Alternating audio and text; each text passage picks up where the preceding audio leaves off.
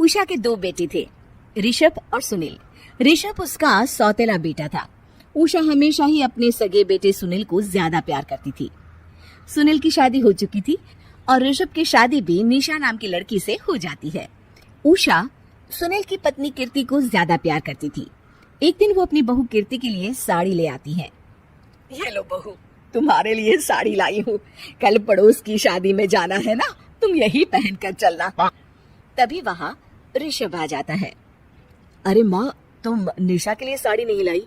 वो भी तो कल शादी में जाएगी ना।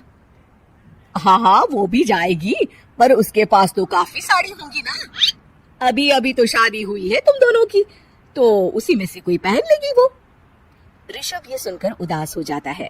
तब निशा कहती है, आप उदास क्यों होते हो जी? सही तो कह रही हैं मम्मी जी।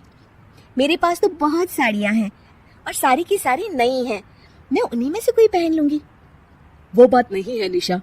माँ मेरे साथ तो सौतेला व्यवहार करती ही थी, पर मुझे लगता था कि मेरी पत्नी के साथ वो ऐसा कभी नहीं करेंगी, पर आज उन्होंने तुम्हारे साथ भी वैसा ही व्यवहार किया। ऋषभ उदास होकर अपने कमरे में चला जाता है। ऋषभ को उदास देखकर निशा को अपनी सास पर बहुत गुस्सा आता है। एक दिन उषा सुनील को कुछ पैसे दे रही होती है। ले बेटा सुनील, ये कुछ पैसे रख ले और बहू को कहीं घुमा लिया। जी मम्मी जी। सुनील वहाँ से चला जाता है। मम्मी जी, आपने इन्हें तो कभी पैसे नहीं दिए। ऐसा सौतेला व्यवहार आप क्यों करती हैं? बहू, ये किस तरह से बात कर रही हो तुम अपनी सास से? कोई ऐसे सवाल करता है कि अपनी सासू से?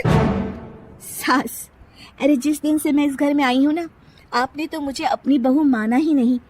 हमेशा कीर्ति भाभी के लिए ही सब कुछ लाती हैं। मुझे तो आज तक आपने कुछ दिया ही नहीं। क्या मैं जानती नहीं कि आप ऐसा क्यों करती हैं? देख निशा, तू अपना काम कर समझी। मेरे से बहस करने की कोई जरूरत नहीं है। तभी वहाँ ऋषभ आ जाता है। निशा, माँ से ऐसे बात नहीं करते। तुम जाओ अपने कमरे में। हाँ, जा रही हूँ। मुझे भी इनसे बात करने का कोई शौक नहीं है। निशा अपने कमरे में चली जाती है और ऋषभ भी वहाँ आ जाता है। निशा, तुमने माँ से क्यों झगड़ा किया? क्योंकि आप तो कुछ कहते ही नहीं, बस चुपचाप सहते रहते हैं। किसी को तो आवाज उठानी होगी ना। कोई बात नहीं निशा, तुम गुस्सा मत करो, शांत हो जाओ। निशा रसोई में खाना बना रही होती है। तभी वहाँ कीर्ति आ जाती है। निशा, तुम मार्केट से ये सामान ले आओ। मैं क्यों जाऊँ? आप भी तो जा सकती हो ना। दिख नहीं रहा कि मैं खाना बना रही हूँ? हाँ तो क्या हुआ, खाना बनाने के बाद चली जाना। हाँ, खाना भी मैं ही पकाऊं, बाजार जाकर सामान भी मैं ही ले आऊं। खुद तो कुछ करोगी नहीं, है ना?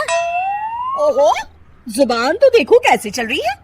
सुनो, तुम अभी आई हो इस घर में, तमीज में रहो, वरना सासू माँ से कहकर मायके भिजवा दूंगी तुम्हें। हाँ। ओह, हाथ लगाकर दिखाओ मुझे, देख लूंगी। बहुत मनमानी हो गई तुम दोनों की, समझी? निशा लिस्ट कीर्ति के ऊपर फेंक देती है। कीर्ति निशा को मारने आती है तो निशा उसका हाथ मोड़ देती है। मर गई रे, छोड़ मेरा हाथ। आज के बाद मुझसे कोई बदतमीजी की तो अच्छा नहीं होगा। कीर्ति रोते हुए अपने कमरे में चली जाती है। उस निशा चुड़ैल ने मेरा हाथ मोड़ दिया। मुझे नहीं रहना इस घर में। अरे कैसी बेकार की बातें कर रही हो? अरे निकालना ही है तो ऋषभ और निशा को निकालेंगे। नहीं, मुझे अलग घर चाहिए। कान खोलकर सुन लीजिए, हम दोनों इस घर से जल्द जाएंगे। आप नए घर का इंतजाम कीजिए बस। मैं इन दोनों के साथ ज्यादा नहीं रह सकती। हाँ, वैसे मैं भी कुछ दिनों से सोच रहा था। अच्छा हुआ तुमने कह दिया, मैं माँ को भी बता देता हूँ। माँ, वो क्या करेंगी तुम्हारे साथ जाकर? मैं चाहती हूँ कि तुम और मैं, बस हम दोनों ही कहीं शिफ्ट हो जाएं, इस सब झमेले से दूर। अरे पर माँ को यहाँ छोड़कर इस तरह से जाना ठीक नहीं रहेगा कीर्ति। वैसे वो तुम्हें कितना प्यार भी तो करती हैं। नाम का ख्याल रखती हैं, क्योंकि तुम सगे बेटे हो ना, इसलिए। तुम अगर सौतेले होती तो मेरे साथ भी ऐसे ही सलूक करती, जैसे अभी तुम्हारे सौतेले भाई और उसकी पत्नी से करती है। अरे पर फिर भी कुछ भी नहीं। देखो, या तो हम दोनों इस घर से कहीं दूर जाएंगे या फिर मैं अपने मायके चली जाऊंगी। हाँ, बता देती हूँ। अच्छा बाबा, अच्छा ठीक है। सुनील अपनी माँ से बात करने आता है।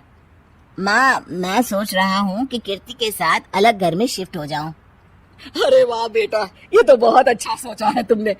कब शिफ्ट होना है हमें? मैं भी पैकिंग कर लेती हूँ। अब नहीं माँ, मैं और कीर्ति ही जाएंगे बस। आप तो यहीं रहो, ये पुश्तैनी घर भी है ना आपका। अरे बेटा, तू तो मेरा सगा बेटा है, तू ही मेरे साथ ऐसा कर रहा है, मुझे अपने साथ ले जा बेटा। तभी वहाँ कीर्ति आ जाती है। अरे माँ, आपको पता भी है कि किराए के घर में कितना खर्चा होता है, और अगर आपको भी लेकर गए तो और खर्चा होगा। आप तो बस यहीं रहो इसी घर में। कोई बात नहीं सुनील, तुम लोग चले जाओ, माँ यहीं रहेंगी हमारे साथ, हम माँ का ख्याल रखेंगे, तुम लोग अपनी गृहस्थी संभालो।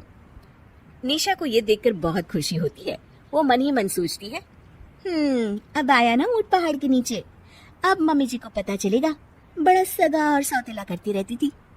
सगा बेटा तो जा रहा है छोड़कर, अब आएगी इन्हें अकल, और नहीं आई तो मैं अल्लाह कर रहूंगी। निशा अपनी सास को कैसे अपने सौतेले बेटे से मिलाएगी, जानने के लिए देखिए सौतेली माँ पार्ट 2।